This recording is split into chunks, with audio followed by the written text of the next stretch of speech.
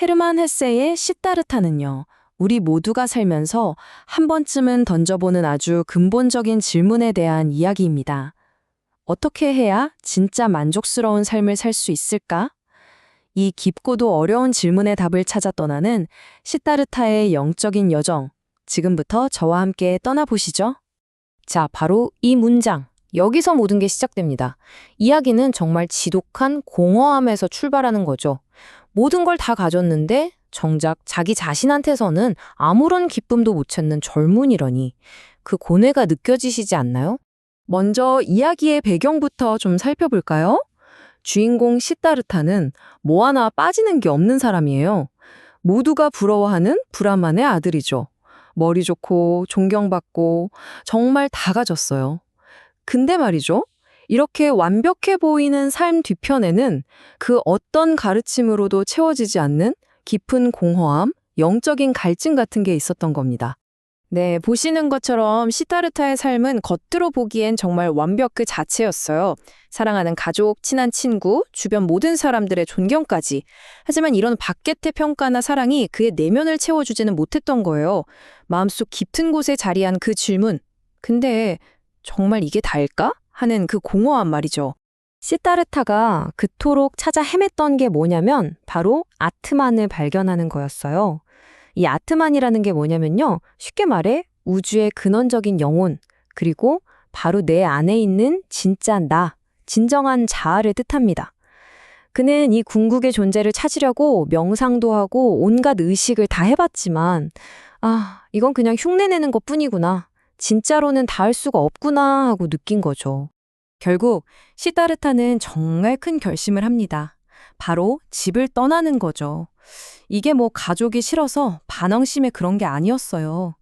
편안한 삶, 사랑하는 사람들, 이 모든 걸 뒤로 하고 오직 진리, 그거 하나 찾겠다고 떠나는 거였어요. 구도자라면 누구나 거쳐야 할 어쩌면 필연적인 첫걸음이었던 셈이죠. 자, 그래서 그가 처음으로 선택한 길은 아주 극단적이었습니다. 바로 자기 자신을 부정하는 길이었죠. 사무운이라고 불리는 떠돌이 고행자들 무리에 들어가요. 이 사람들의 목표는 딱 하나였어요. 육체를 극한으로 몰아붙여서 나라는 이 감옥을 완전히 부숴버리는 것. 사문들이 수행하는 방식은 정말 처절할 정도로 극단적이었어요. 굶고 고통을 참고 끝없이 명상하면서 감각을 죽이고 기억마저 지우려고 했죠. 결국엔 나라는 존재 자체를 없애버리려고 한 거예요. 이게 바로 자기가 찾던 해탈로 가는 길이다. 이렇게 믿었던 거죠. 그런데 말이죠. 바로 이 지점에서 시타르타는 아주 결정적인 깨달음을 얻게 됩니다. 이 혹독한 수행이라는 게 그냥 고통을 잠시 잊게 해주는 마취제 같은 거구나. 술 취한 사람이 잠깐 현실을 잊는 것처럼 그냥 일시적인 도피처일 뿐이구나. 이건 진짜 지혜로 가는 길이 아니다라고 깨달은 거죠. 그렇게 고행을 한 지 3년이 지났을 때였어요.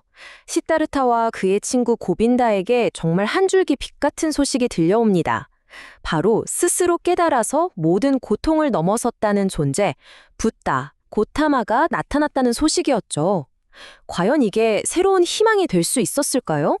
그리고 바로 여기서 두 친구의 길이 나뉘게 됩니다. 친구인 고빈다는 붓다의 가르침에서 마음의 평화를 찾아요. 하지만 시타르타는 또 한 번 중요한 걸 깨닫죠. 진짜 깨달음이라는 건 누가 손잡고 이끌어주는 게 아니구나. 이건 오직 나 혼자 내 발로 걸어가야만 하는 길이구나 하고요. 시타르타가 붓다에게 했던 말의 핵심이 바로 이거예요. 스승이 우리에게 지식이나 규칙 같은 건 가르쳐 줄 수 있겠죠. 하지만 그 깨달음의 경험 자체, 그 신비로운 순간만큼은 절대로 남에게 전해줄 수 없다는 거였어요. 왜냐하면 그건 오로지 자기 자신이 직접 겪어야만 하는 거니까요. 붓다에게 아주 정중하면서도 단호하게 했던 이 말 속에는 시타르타가 이제 모든 스승을 떠나서 다시 한번 홀로 외로운 길을 가겠다고 마음먹은 그 심오한 결심이 담겨 있는 겁니다. 자, 이제 시타르타의 여정은 정말 180도 확 바뀝니다. 지금까지 하늘만 바라보던 그의 시선이 이제 땅으로, 그러니까 우리 인간 세상의 한가운데로 향하기 시작해요. 영적인 세계에서 벗어나서 드디어 이 감각과 물질의 세계를 있는 그대로 받아들이기로 마음먹은 거죠. 그의 새로운 스승은 이제 다른 누가 아니라 바로 자기 자신과 이 세상이 됩니다. 더 이상 위대한 가르침이나 책 속에서 답을 찾지 않겠다. 이런 선언인 셈이죠. 이제부터는 그냥 삶에서 겪는 모든 경험, 모든 감각, 그 자체를 통해서 직접 배우기로 한 거예요. 이게 얼마나 큰 인식의 변화인지 느껴지세요? 그에게 감각의 세계는 이제 더 이상 벗어나야 할 환영, 그런 게 아니었어요. 온전히 경험해야 할 아름다운 현실이 된 거죠. 세상의 진짜 의미는 저 세상 너머에 있는 게 아니라 바로 이 세상 그 자체에 있구나 하고 깨달은 겁니다. 이 세속의 삶 속에서 그는 또 새로운 스승들을 만나게 되는데요. 기녀 카말라에게서는 사랑의 기술을 배우고 상인 카마스와미를 통해서는 돈 버는 법을 배우죠. 근데 여기서 진짜 재미있는 점이 뭔지 아세요? 이 새로운 세상에서 그가 가장 유용하게 썼던 기술이 아이러니하게도 저 고행자 시절에 익혔던 생각하고 기다리고 굽는 능력들이었다는 거예요. 하지만 이 세상에 대한 탐구는 그가 예상치 못했던 방향으로 흘러가기 시작합니다. 자, 지금부터는 시타르타가 어떻게 배우는 사람에서 물질과 쾌락이라는 아주 화려한 감옥에 갇히는 죄수가 되어가는지 그 과정을 한번 따라가 보죠. 그렇게 무려 20년이라는 정말 긴 시간이 흘러가요. 처음엔 세상에 대한 호기심으로 가득 찼던 학생 시타르타였는데 점점 모든 게 지겨워지고 마음속에서 들려오던 내면의 목소리도 점점 작아지죠. 결국 그는 그냥 지쳐버린 참여자가 되어서 이 세속적인 삶이라는 쳇바퀴에 완전히 갇혀버리고 맙니다. 그러니까 한때 배우려고 했던 바로 그것들 있잖아요. 쾌락, 부, 이런 것들이 이제 역으로 그를 지배하게 된 거예요. 특히 의미 없이 돈을 땄다 잃었다 하는 주사위 게임에 빠지면서 그의 영혼은 정말 빠르게 망가져갑니다.